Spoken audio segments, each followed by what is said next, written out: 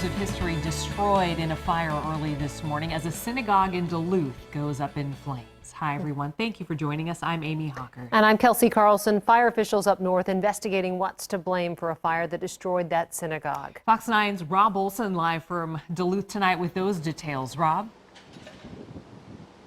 I tell you what, a heartbreaking scene for a lot of people to see this behind me, and they've just been knocking down the walls now because they feared it would come down on its own. If they didn't, it would be a public safety issue. Now, this investigation here, obviously they say they don't know if this was a mechanical or an intentional act, but they look heavily towards the intentional act. They want to rule things out before they can rule them in.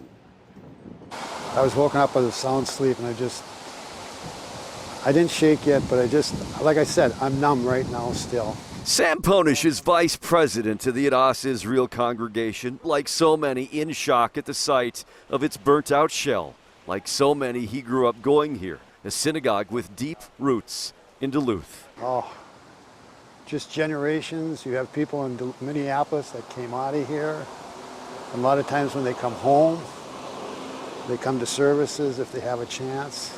The call came at 2:23 a.m. and fire crews began the attack inside, but soon a mayday call from a firefighter hit by falling debris. He was rescued from the balcony, treated for his injury, and released. And then all crew had to evacuate just before the roof collapsed. I have reason to believe that their buildings typically do not start on fire for no reason. No. Duluth police chief stopped short of calling this a suspected arson, but the investigation heavily leans that way. A fire at any place of worship is of higher suspicion, which is why the ATF was called in.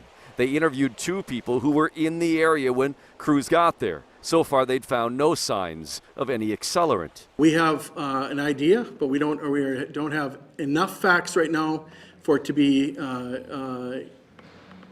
for us to be absolutely sure as to what happened.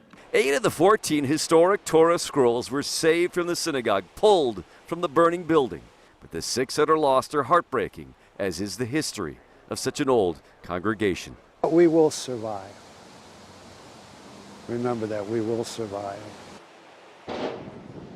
Yeah, a number of other congregations here have offered their support, offered their spaces as places to worship here going forward. Now, as for the point of origin here, the spot in the building where this fire began, the police and the fire chief both say they have a pretty good idea of where it began, but they didn't want to get into any details of that, citing the ongoing investigation.